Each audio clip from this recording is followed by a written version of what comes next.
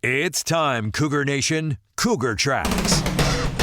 The best season analysis with BYU insider Mitch Harper on KSL News Radio and on video every day on the YouTube page for KSL Sports. Welcome into Cougar Tracks here on the KSL Sports YouTube and KSL News Radio, your legacy home of the Cougars. It's Tuesday, January 6th here on Cougar Tracks, and I'm your BYU insider, Mitch Harper. Still no official announcement regarding the defensive coordinator spot, and all of this comes at a time when college football, where the transfer portal is the main focus for all the programs that are not playing in the college football playoff right now, and that's where we start things off with our top story of the day. The top story of the day. The biggest story in the world of BYU sports right here on Cougar Tracks. BYU is up to 10 players in the transfer portal for the 2026 cycle. No commitments yet from anyone in the portal to BYU, but I'd expect that there'll be some movement here very soon for the Cougars. The 10 players from BYU who are portaling during this cycle, they include wide receiver LaMason Waller III. He was the first guy to announce his intentions to go portaling. Right after the Big 12 championship game was over, Waller portal bound. He was a freshman this past season, redshirted, dealt with some injuries early on.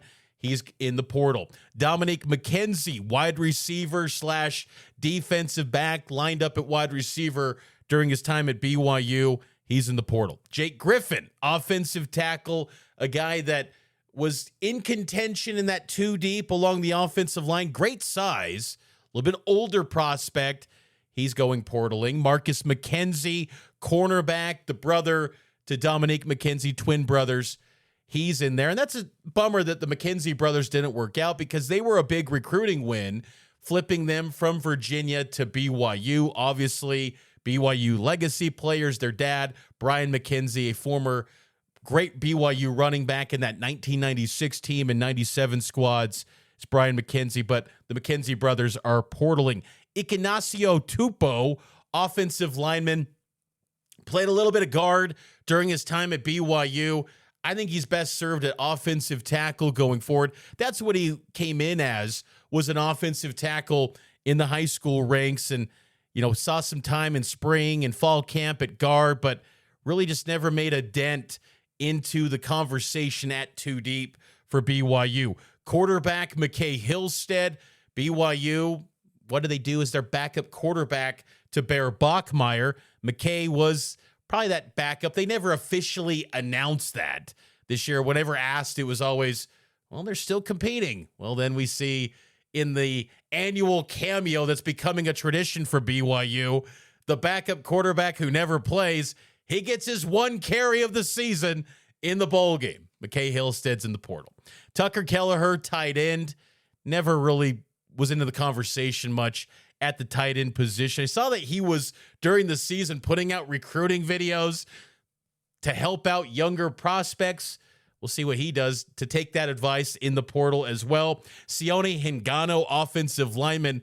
Hingano, 3 years of eligibility remaining. He signed in 2021. BYU's recruiting during independence was kind of wild when you think about it, with gray shirts, missions. You wouldn't see guys for years. People are probably going to look at that guy and think, how did you sign in 2021 and you still have 3 years of eligibility? The gray shirts and the missions, that's what that creates. Sonny Tuwala, I was high on him when he signed with BYU. Developmental player, but insane upside. Really talented guy, but just didn't click, and he's now in the portal. And the latest addition to the portal, just an hour or so ago, earlier today, Tayvion Beasley, nickel cornerback for BYU, played 1 season this past year. He is in the portal. That's the 10 players for BYU that are in the transfer portal. And I got to say, you look at that, compare it to a lot of programs around the country where they're getting hit hard by the portal. Pretty manageable, I think, for BYU. All of those guys you look at and say, well, they're exiting because of playing time or not really being much in the discussion in the 2 deep. It makes a lot of sense. So that is pretty manageable for BYU. As, again, when you build out rosters in college football today, you're talking about the 105-man limit. And you've also got the walk-ons who got grandfathered in, and their eligibility, they don't count towards the 105.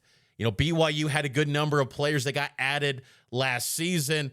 They can still be part of the mix. They got remaining eligibility. So there's a little bit of wiggle room, but still, spots are limited. And there's a lot of players in the portal, though, that are very intriguing in regards to BYU. I think a lot of people are keeping an eye on Walker Lyons, a tight end from USC. Makes all the sense in the world to come to BYU. Even his girlfriend, Riley Arnold, the Dancing with the Stars sensation, she posted a video on TikTok and was talking about her boyfriend being in the portal and she knowing something that no one else knows. So Walker Lyons is someone to keep tabs on. And then Leona Lafau, linebacker from Texas, started 12 games this season for the Texas Longhorns. He'd be a big-time addition for BYU, as it's going to be a little bit of a revamped linebacker unit without Jack Kelly. Some other names that are really intriguing in the portal that have BYU connections, and we know the calling card with BYU in the portal, they typically go to guys that they have a prior relationship with, and then they circle back around and try to get those guys the second go-round. Someone like Anuku Mafi, offensive lineman from Oklahoma State. Leo Pulalasi, running back from Washington State. He was a player that BYU recruited quite a bit. He would make a lot of sense. Good size, bigger running back. BYU has a lot of success with those bigger-bodied running backs in the backfield. He would be an intriguing prospect. Then, of course, Smith Snowden, cornerback from Utah. I mean, he's going to have a long list of suitors to land Smith Snowden, but BYU and Snowden would be a great pairing, but you got to think Michigan is going to be someone that's going to be near the top of that list with Kyle Whittingham there, Jay Hill. That would make a lot of sense, but BYU, could they get someone like Smith Snowden? That would be someone to watch out for. A guy that was in the portal that put up some massive numbers and was once a BYU commit back in high school was Landon Chambers, running back from Central Arkansas, Texas native. Remember, again, he committed to BYU, then decommitted, and then he ends up at Central Arkansas. He put up huge numbers, over 1,200 rushing yards this past season. And with the running back position, again, we haven't had an official announcement yet from LJ Martin. The NFL draft deadline is next week on January 14th. I think Landon Chambers is someone maybe willing to kick the tires on. You think FCS, Central Arkansas, that's not good enough for P4. Again, production trumps anything. You don't want to take guys that haven't performed just because they've been at a glamorous program. You want guys that have performed post-high school. And someone like Landon Chambers, maybe he wasn't ready for the Power 4 ranks after high school. Okay. But at Central Arkansas, he's been pretty big time. So I think he'd be someone worth looking at. Sam Turner, a wide receiver from Auburn. He hasn't played much yet at Auburn, but connections to Trey Alexander, took some visits to BYU, was on that official visit when he was a Georgia Tech commit back a couple cycles ago. I think he's someone worth kind of revisiting a little bit. We'll talk more about the wide receivers coming up in this episode, but I think that would be a spot where BYU needs to upgrade at wide receiver as well. Cade Uluave, linebacker from Cal, 11 starts this past season from Cal. He's a Utah native. I think he would be another guy to watch for. Easton Baker, once a BYU commit, linebacker at Illinois. There's a lot of intriguing names that have some interesting BYU connections. Even Jeff Grimes' son, offensive lineman from Kansas. Obviously, Jeff Grimes is at Wisconsin, but Garrison Grimes played at BYU this past year. Graydon Grimes, offensive lineman from Kansas, he's in the portal as well. Kyler Casper, a wide receiver from Oregon. Trayson Bourget is telling Cougar Nation, hey, show Casper the love, an Oregon wideout who's been with that Oregon program a handful of years. And Also at Oregon, too, Sione Laulea, a cornerback at Oregon. He was a big priority for BYU a couple recruiting cycles ago, took an official visit. Could BYU land him? Sesi Vailahi, a running back from Oklahoma State. So there are guys. Again, it's just a matter of when we're going to see some announcements of BYU landing some players. Be interesting to see, but a lot of movement taking place with the transfer portal. And I love the portal. And any coaches that are complaining about this, look, you wanted this portal where it's at right now, January 2nd to January 16th. I remember back at Big 12 spring meetings, this is what the coaches wanted. This is what the AFCA voted for. Craig Bowl and the Wyoming former head coach, this is what they wanted, was an early January spot. And honestly, I think it works out well because after January 16th, you kind of start to know who's in and who's out with your team, and you got a full calendar year to get ready for the offseason. I kind of would have liked, honestly, better the spring portal that Nick Saban was pitching. I love that idea of having everyone come together as a team in May, kind of like the NFL, but still, I think that this January spot, I don't mind it. It's okay because then we can really get a sense of how these teams are going to be constructed going forward in college football and for BYU as well. Let's take a break. We'll get to BYU basketball, get to know the foe Arizona State around the corner right here on Cougar Tracks, and it's powered by KSL Sports. Cougar Tracks rolls on here on the KSL Sports YouTube page. Here on the podcast, going to be doing some 2025 season in review by position groups here on the show.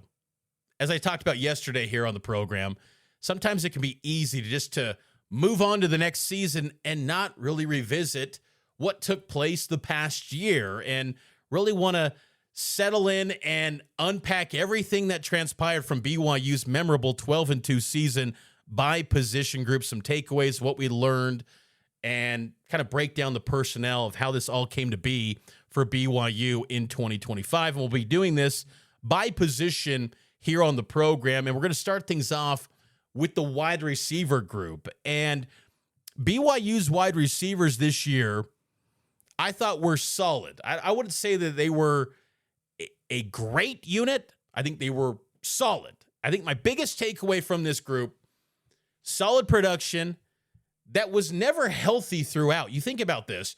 Coming into the year, Chase Roberts was recovering from a shoulder injury that he suffered in the Alamo Bowl. Then he suffered at the end of the season a hamstring injury at Cincinnati. JoJo Phillips dealt with a shoulder. Parker Kingston was banged up at the beginning of the season. It was never a group that the whole collection was healthy at the same time up until, honestly, the bowl game, to be quite honest with you. So I think that's something of note here. And considering all the moving pieces from a personnel standpoint, they still got really good production from this group. But I think there's more to be had in the future for this group. But when you revisit 2025, Parker Kingston was the number one wide receiver, and he was the MVP of this wide receiver unit. Parker Kingston, 66 catches, 924 receiving yards, 5 touchdowns. I don't think anyone would have had Parker Kingston knocking on the door of a 1,000-yard receiving season going into the year. Coaches, I think, sensed that Parker was due for a big improvement in his play. I remember back in April or May, Aaron Roderick said that Parker Kingston's becoming an every down guy. But when BYU added Tiger Bachmeier, you thought, okay, maybe we'll pump the brakes on that. No, Parker Kingston was outstanding this season. Now, I will say, though, if you could have him, the level of player that he was this season, as a wide receiver too in 2026, man, that would be dynamite. I still think he's better as a complementary piece, but Parker Kingston showed you that if he needs to be wide receiver one, he can be, and he was this season. Chase Roberts was really good this year. I think that maybe his junior season was a little bit better, I would say, for Chase. But I think Chase had the best moment out of the wide receiver group this season. His 17-yard touchdown grab against Utah with the Super Y, setting a moment into action for all of Cougar Nation with the Super Y. It's so basic, but it makes so much sense. Chase's Super Y was a pretty cool moment. I thought the best one by BYU's receivers. 54 catches, 802 yards, 6 touchdowns for Chase. He leaves as really one of the all-time great receivers statistically and production. And honestly, I give him a lot of respect from navigating the portal era and staying true to BYU. Fesi Sitake, if you go back and listen to my interview with Fesi during bowl practices, so it was middle of December, you can go listen to that, just gave a glowing endorsement of Chase Roberts and what he is as a player and a human being off the field. I mean, you don't find him better than Chase Roberts. I mean, Chase Roberts is probably the definition of a BYU student athlete. And I say that term lightly because I hate that term nowadays because these guys are making tons of money and they're pro athletes. But anyway, student athlete, if you want to get to that. Chase Roberts is the definition of what you want in a guy that's at BYU. And I think Chase, I'm excited to see what he becomes in the NFL. He's got a few all-star games coming up, Hula Bowl, All-American Bowl. Also, I saw the East-West Shrine, so he's going to be making the rounds, apparently, Chase Roberts will, in preparation for his pro opportunities. I hope he gets a real chance to make an impact wherever he goes. But I thought Chase coming in, dealing with a shoulder injury that he suffered in the Alamo Bowl, I thought he ended, pretty well for BYU because he was dealing with that hamstring after the Cincinnati game and, kind of gut checked it a little bit, but still had success for this BYU team. JoJo Phillips was a player at wide receiver that there was high expectations for him coming into the year. A little bit, I'd say, disappointing this season for JoJo. And look, he dealt with a shoulder injury that he suffered against Stanford, so he missed 2 months. Didn't play. So it's a little bit of an incomplete grade on JoJo. I liked what I saw, though, in the bowl game against Georgia Tech, where you feel like maybe there's a little bit of momentum getting back into his sails, because that stretch from when he returned against Texas Tech to really the Big 12 championship game, it was a bit up and down, and it was not consistent at all. JoJo's got to have a big bounce back next season for BYU. Tiger Bachmeier, it just never got going this year. There were a few targets in the Iowa State game when his brother Bear had a big passing day. LJ was out in that game. But aside from that, Tiger just didn't factor much into the conversation. Now, Fesi Sitake has shown in the past where when he's got 3 guys or 4 guys, he's going to roll with them and just turn to them over and over again. And I honestly can get on board with that. Spreading it out, all the snaps to give everyone opportunities. Like when you got guys you trust, just roll with them. And BYU kind of did that this season at wide receiver. But I will admit I had higher expectations for Tiger than what transpired this season. So maybe we got to recalibrate those thoughts going into next year. But I think that could he, get back to form what he was at Stanford back in 2023? If that's the type of player that I was expecting to see BYU have with Tiger, maybe he can get back to that going forward. Tay Nakua, he had a big spring ball last March, but didn't really enter the conversation at all as far as production in the receiving game for BYU. So 2 years in with Tay Nakua, younger brother, of course, to Samson and Puka Nakua, Kai Nakua, the name registers instant hope and aspiration that he's going to be something big. But through 2 years, there just hasn't been anything yet in games to say that he's going to be a bona fide starter next year. But I will say, spring ball last March gave me hope because Chase Roberts was out and Tay was awesome. Keelan Marion and Tay Nakua, I thought back in last spring, were the 2 best receivers in spring ball at that time. It's crazy to think just 10 months ago how much personnel can change between then and now. But so I still am not giving up hope on Tay, but I am a little bit surprised that through 2 years, we just haven't seen him really make a dent in the production of this group. Reggie Frischnecht is someone I think that's got some promise, some momentum. There was a lot of buzz about him going into fall camp last year. I thought that was a little bit premature, and that played itself out. I mean, he wasn't playing much, but he did appear in games late in the season. I think it was the TCU game. He got a catch, switched his numbers from number 18 to number 7. Frischnecht is one to watch, I think, next year. Does he take on the Chase Roberts role? Clearly, I think there's a belief in his talent and his abilities from this coaching staff. A lot of it kind of centers around the trust that they have in these guys. So Reggie Frischnecht will be one to watch. Good athlete. Snow College, Weber State transfer, ends up at BYU. He's got some time remaining in his college career to really develop and become something. You like, they 6'5", somewhere in there. So he's got something to work with, Reggie Frischnecht, so he'll be one to watch. Of course, Dom McKenzie, LeMason Waller, who I noted, they're in the portal from this wide receiver unit. And then some deep cut players to watch that I'm intrigued to see what they can become because, again, last year, some of the walk-ons that were added, they were grandfathered in with their eligibility, not counting against the 105. Trey Roberts, Chase Roberts' younger brother, I thought he was really impressive in fall camp, and he got some run in that Portland State game. And then Keila Keone, tall-bodied receiver, was part of bowl practices, also competed in fall camp.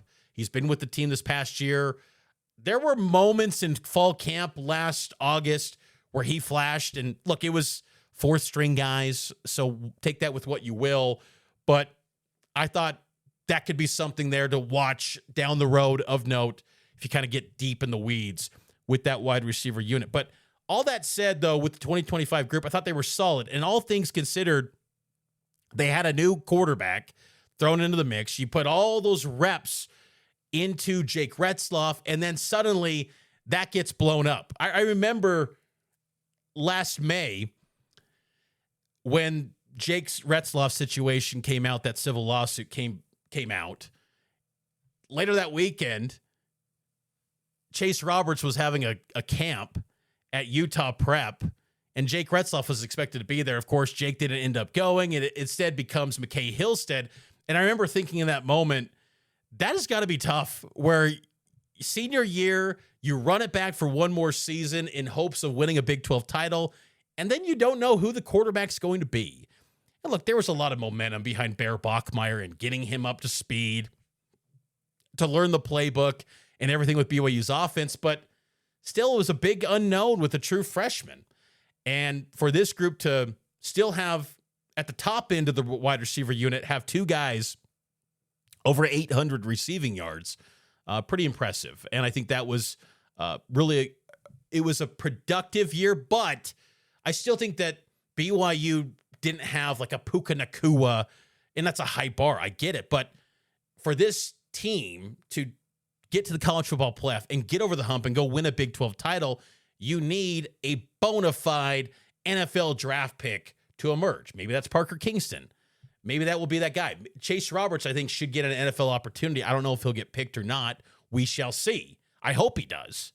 I think he's got all the talent in the world, but he dealt with some injuries and whatnot. So I think that this receiver group, if you can retain these guys, navigating this portal, and then add in some new pieces to bring in more competition, there's pieces there for this group. I forgot to also mention, too, Cody Hagan in this position group. I think I'm still high on Cody Hagan.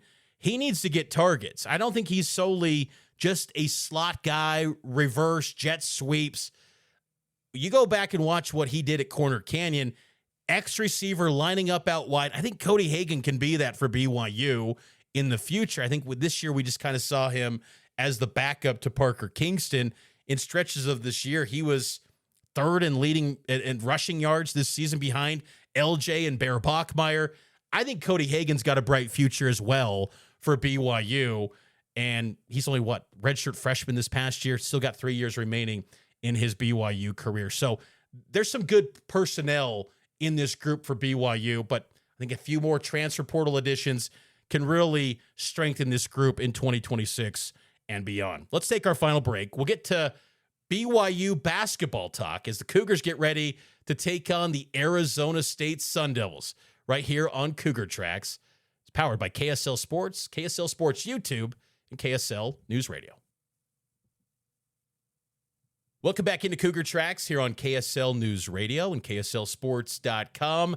BYU basketball getting ready to take on the Arizona State Sun Devils. You can listen to the call on Wednesday night right here on KSL. Tip-off at 7, pregame at 6 between the Cougs and the Sun Devils. Second consecutive year, BYU opens up its Big 12 home schedule against Bobby Hurley's Arizona State Sun Devils. And to get the lowdown on ASU, joined now by Arizona State reporter Damon Allred of ArizonaSports.com. And Damon, 3-game skid for this Arizona State team, 0-1 in Big 12 play. Felt like they were kind of starting things off pretty well this season, but this 3-game skid, what's been the issues here that's caused this recent struggles for the Sun Devils? Yeah, it's funny you talk about that start to the season where they were really beating teams they were supposed to beat and then, losing to the teams they weren't supposed to beat. And that's kind of what you're looking for as far as a team that's hoping to get to the tournament and doesn't have a ton to play for other than that.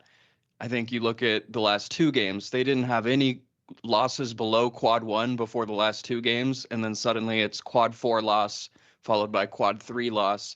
And now suddenly you're in danger of things getting out of hand, especially as, ASU is at the start of this conference play. And after that first game against Colorado, they've got now 3 games in 4, like a 3-game out of 4 set where 3 are top 10 teams. And then the 4th being Kansas State.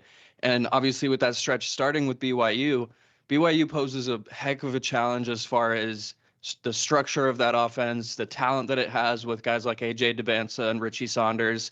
I think that is a huge mismatch for a Bobby Hurley team that truthfully struggles at times to resemble structure in this season. It's been a lot of low-end talent and, there's a few guys to know as far as the upper end of talent, but on a wholesale image, it's a pretty low-end talent compared to what you're going to see throughout the Big 12. And I'm curious too, Damon, what's kind of the pulse around Bobby Hurley? Year 11 for Hurley, second season in the Big 12, but what's kind of the pulse around his tenure right now with these recent struggles? Yeah, in the last year of his contract now, and it feels like it would take a lot to get extended past this. He has gone these 10 years now without making it past the first round of the NCAA tournament. That's obviously there's not a huge basketball standard at ASU this century as far as making deep runs into the tournament, but to have 3 or 4 appearances and missed out on another because of the COVID tournament, that was one of his best teams that he's had. With all those factors, it's going to take a lot for him to keep his job, and there have been some kind of embarrassing moments here at the tail end of it with, I don't know if you saw what happened at the last Arizona game last season where, there was the fallout with Caleb Love and the ejection and the taking the tie off while he storms off the court. So there have been some moments like that, but we all know too that Bobby Hurley is capable of getting a signature win here and there. He's beaten Kansas multiple times before ASU got into the Big 12. So I think it's going to come down to, they've got 3 or 4 players that this team goes by. And if all 4 are, hitting on all cylinders, and if they get Santiago Truitt back, who just missed the first game of the year, he's their leading rebounder, and rebounding has been a big problem in their, top games. I think that, there's a small chance that Bobby can swing one of his upset wins, but I mean, it's going to take a lot against a team like BYU. I was going to ask you, again, talk with Damon Allred, Arizona State reporter for ArizonaSports.com. Also check him out, co-host State of the Sun Devils podcast, does a fine job on ArizonaSports.com with Truitt. What's the likelihood he plays against BYU? And Alan McCabe had a huge dunk for ASU. Do they continue to put him in the starting lineup, the Oakland transfer? Yeah, I think Mukeba's been huge for that team. I think maybe if you do see Truitt come back, it's Truitt and Mukeba starting together, and then Andrea Grbovic continuing to come off the bench. Last game was the first time that he didn't start, and that was while he was on a minutes restriction due to an illness. But I think on the Truitt front, Bobby mentioned post game that it was a situation where if the game was 2 days later, maybe he's able to play. And then yesterday morning on our Arizona Sports Morning Show, he told our guys that Truitt is trending in a good direction, but we'll have to see how it develops. Of course, that Big 12 availability report will be out Tuesday night to kind of see what that looks like on Wednesday, but we're also at the early stages of that, and we don't know how seriously teams are taking it or not. And, we'll see how just that all plays out. What have been your impressions of guard Mo Odom and what he's meant to this Arizona State team? Yeah, I have a hard time imagining what the team looks like without Mo Odom at this point, just because he's been that steadying force. And even on a game like the other night against Colorado, where he has some key turnovers late, you got 12 assists to 2 turnovers on the entire night. And so you'll kind of take that. If the mistakes happen at a bad time, then so be it. But that's a guy that you're going to put the ball in his hands and feel good about trusting him. He's also been a much better shooter than I think most of us were expecting. He had a real good stretch at the Maui Invitational where, he kind of earned a nickname Maui Mo for a little bit just because of how he was leading the team and things like that. But I think it also stems from how Pig Johnson has been playing it as a sixth man, how Masamba Diop has been playing at the center spot, and his chemistry with Odom has been really getting better these past few games, I think, as far as the entry passes and things like that. So I think that if all 3 and 4, if you count Mukeba as well, if all 4 of those guys are playing to the best of their abilities, that's when you kind of start to see ASU in contention for real, high-profile wins. If Arizona State, Damon, can pull off maybe one of those Bobby Hurley upsets here against BYU, what will they need to do to make that happen? I think it's going to be about, the 3-point shooting has been an issue within the last few games. Bryce Ford is their starting shooting guard. He missed a couple games with, I think, an ankle injury, and he was shooting, I think, 44% from 3 before that injury. And, he hasn't quite looked the same since. And because of the threat that he posed earlier on in the season, he was spacing out things a lot better, and other people were shooting better as a result too. And I don't think we've seen the overall team 3-point shooting, even from a process standpoint, quite look the same in the last several games. But then it's also that rebounding factor that we mentioned. They've gotten out rebounded in all of their, high major games, and that's been a real issue. You look at a guy like Masamba Diop, who's 7'1" and moves like an NBA big, and you wonder why he doesn't rebound more than he does. There have been a few too many halves for my liking where he's held without a block and without a rebound, both. And so you're kind of looking for him to be more of that physical force and physical presence inside on those standpoints. Obviously, challenging shots at the rim, too, will be huge against, AJ Debinsa and that whole offensive attack for BYU. So I think it really comes down to that. Damon, I'm curious, again, talk with Damon Allred here for a few more moments here on Cougar Tracks as BYU gets ready to take on Arizona State on Wednesday night in the Big 12 home opener. Cougar fans have an interest in Marcus Adams. Played at BYU, then Cal State Northridge, now at Arizona State. Is it just not a fit in this rotation? What's maybe prevented Marcus from maybe having a greater impact, because he was a bucket at Cal State Northridge? Yeah, I think in this team structure, just in terms of how he came into the team during the offseason and how things kind of ramped up during training camp, a lot of it was he had spent some time injured, and, the conditioning suffered a little bit as a result. But there have been some games where he's flashed things. I think it was the Oklahoma game where he hit multiple 3-pointers. And if a guy like that size is hitting threes off the bench for you, that obviously does a lot for your team. We just haven't seen it on a consistent basis yet. There was a big storyline about how Mo Odom was really pushing the conditioning for Marcus to get better and things like that. And we're just kind of waiting to see it on a more consistent basis. But I do think that the flashes are there, and you can see how important he can be for this offense if it's all clicking together. Before I let you go, Damon, I want to check in on Arizona State football. excited that BYU and ASU are going to be playing again in 2026. Obviously going to be in Provo. We'll find out, I would assume later this month, maybe early February, that schedule for football season. But the portal's open, and ASU kind of in the center of some big moves in the conference.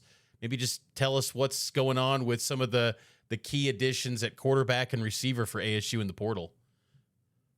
Yeah, I think the biggest addition so far, at least by many of the sites' rankings, has been wide receiver Omarion Miller out of Colorado, who led the Big 12 in yards per catch. That's obviously not the highest profile position they've gone after, getting Kentucky quarterback Cutter Boley in the fold to replace Sam Leavitt. Boley kind of comes in with a similar reputation with what Leavitt came in with, as far as he flashed some things as a freshman and things like that, but you don't really have a ton of production to go off of. Obviously, Cutter being from the SEC and having started double-digit games, that's a little bit different than Sam, who just appeared in 4 games as a true freshman before he got to ASU. But I think a lot of us, the reaction has been, you look at what Kenny Dillingham can do with quarterbacks. You look at the fact that he offered Cutter when Cutter was still in high school, and Kenny was the Oregon offensive coordinator at the time. And this is kind of a match that's been waiting for a couple years to happen. I think that it's a situation that Kenny could really make the best out of, and we're seeing him taking a more active role in the offense, just with how the Sun Bowl went and how kind of some of the play calling went a little better as far as just the offensive operation in that game. I think that Cutter could really develop well in this offense, especially when you consider now that they're bringing in the Omarion Millers, who I think you can say comfortably that you wouldn't have been able to bring in high-profile receivers to the way that they're doing right now if you went back to a Sam Leavitt, as far as the difference between $4.5 million and $2.5 million and what you can use that extra $2 million for, things like that. They've got another receiver visiting right now, 6'5", Reed Harris out of Boston College. And so if you can kind of put together these pieces, suddenly you're feeling pretty good about where the offense is headed. Now it's going to take, of course, still a lot of development on the offensive line and things like that. But you like the direction that things are going in a way that you maybe didn't expect, just knowing that you were going into the offseason expecting so much turnover. Exciting stuff. I'll never question or doubt Kenny Dillingham. It doesn't matter the personnel he has. He's always going to get awesome effort and great production from his roster. Damon, great breakdown. Again, check out his bylines. Damon Allred, ArizonaSports.com. You can listen to the Arizona State broadcast on Arizona Sports, on ArizonaSports.com. BYU broadcast, of course.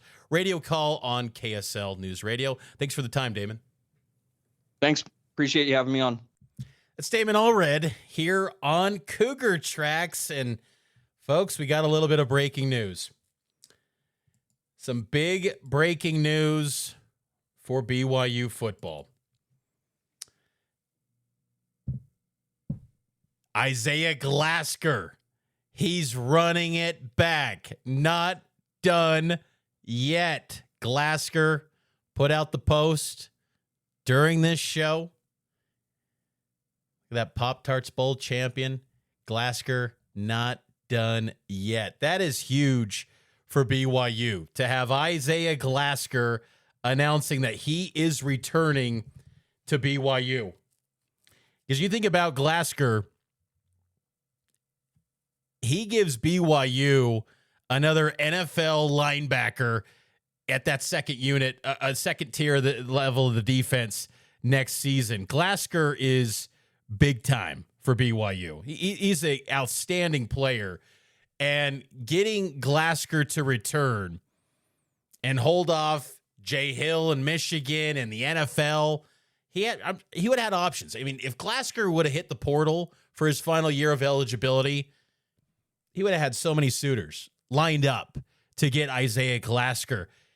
He's running it back, and he joins the long list of guys that have made it clear, more than a dozen now, that they're returning in 2026. Kalani hinted at this at the Pop-Tarts Bowl, that he was so excited for all the players that are returning.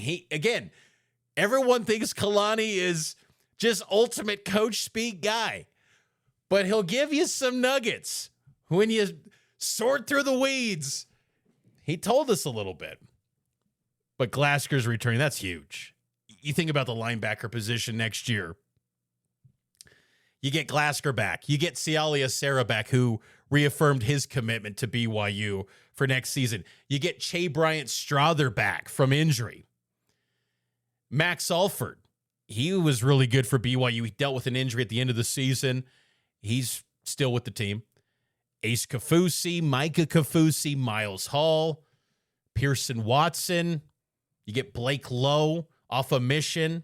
Owen Borg off a mission, who gray-shirted last year. It's a good group. Ephraim Asiata, Nusi Taumoi payout, that Sam linebacker spot, edge rusher. Isaiah Glasker returning is big for BYU. That's a big retention piece. Sometimes the best players you get are the ones that you keep. So Isaiah Glasker staying on board. He announced that during this program here today on Cougar Tracks. And that's going to do it for this edition of Cougar Tracks. I hope all of you enjoyed it. Make sure to subscribe to the show wherever you get your podcast, audio, video, KSL Sports YouTube. Like this video, subscribe to the podcast, 5-star rating and a review. It'd mean a ton if you did that. I'll be back tomorrow with more BYU football talk and getting you ready for BYU basketball versus Arizona State right here on Cougar Tracks. And it's powered by KSL Sports.